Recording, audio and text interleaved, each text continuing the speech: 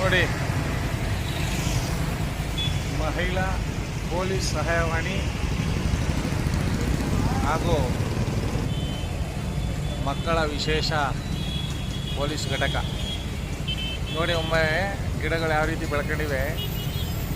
ಇವೆಲ್ಲ ಪಾರಂಪರಿಕ ಕಟ್ಟಡಗಳು, ರಾಜ ಮಹಾರಾಜರು ಕಟ್ಟಿಕೊಟ್ಟಂಥ ಕಟ್ಟಡಗಳು.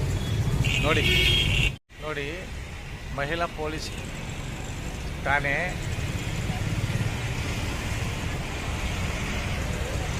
Central police station. ನೋಡಿ ಈ ರೀತಿ ಗಿಡಗಳು ಬೆಳ್ಕೊಂಡು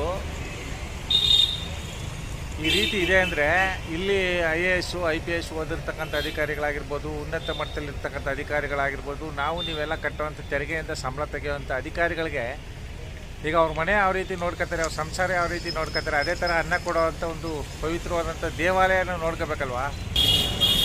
ನೋಡಿ, ಮಕ್ಕಳ ವಿಶೇಷ ಪೊಲೀಸ್ ಘಟಕ, ಆ ಕಟ್ಟಡ ಯಾವ ರೀತಿ ಇದೆ ನೋಡಿ. ನೋಡಿ ಗಿಡಗಳು ಹೆಂಗೆ ಬೆಳ್ಕೊಂಡಿದೆ. ಇದು ಪಾರಂಪರಿಕ ಕಟ್ಟಡ, ರಾಜ ಮಹಾರಾಜರು ಕಟ್ಟಿದಂಥ ಕಟ್ಟಡಗಳು. ಯೋಚನೆ ಮಾಡಿ, IAS IPS ಓದಿ ಇಲ್ಲಿ ಕೆಲಸ ಮಾಡುವಂಥ ಅಧಿಕಾರಿಗಳು ಇದ್ರ ಬಗ್ಗೆ ಗಮನ ಹರಿಸಲಿಲ್ಲ ಅಂದರೆ ಇನ್ನು ನೊಂದು ಬಂದಂಥ ಜನಗಳಿಗೆ ಯಾವ ರೀತಿ ಇವರು ನ್ಯಾಯ ಕೊಡಿಸ್ತಾರೆ.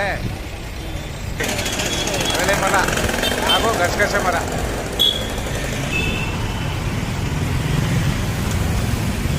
ನೋಡಿ, central police station circle, SBI office. ನೋಡಿ, ಇದು ಪೋಸ್ಟ್ ಆಫೀಸು. ಪಕ್ಕದಲ್ಲಿ ಇರ್ತಕ್ಕಂಥ ನಮ್ಮ ಮಹಿಳಾ ಪೊಲೀಸ್ ಸ್ಟೇಷನ್. ನೋಡಿ ಮರ ಹೆಂಗೆ ಬೆಳೆದಿದೆ, ಗಸಗಸೆ ಮರ ಹೆಂಗೆ ಬೆಳೆದಿದೆ ನೋಡಿ. ಅರಳಿ ಮರ ನೋಡಿ, ಅರಳಿ ಮರ.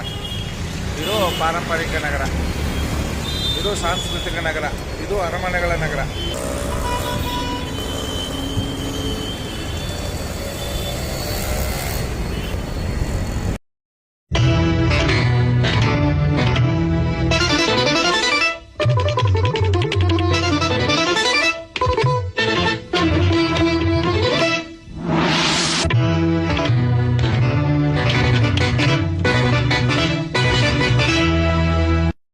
ರೆಡ್ ಬಟನ್ ಒತ್ತಿ ಫ್ರೀ ಸಬ್ಸ್ಕ್ರೈಬ್ ಆಗಿ, ಆಮೇಲೆ ಬೆಲ್ ಮಾತ್ರ ಮರಿಬೇಡಿ.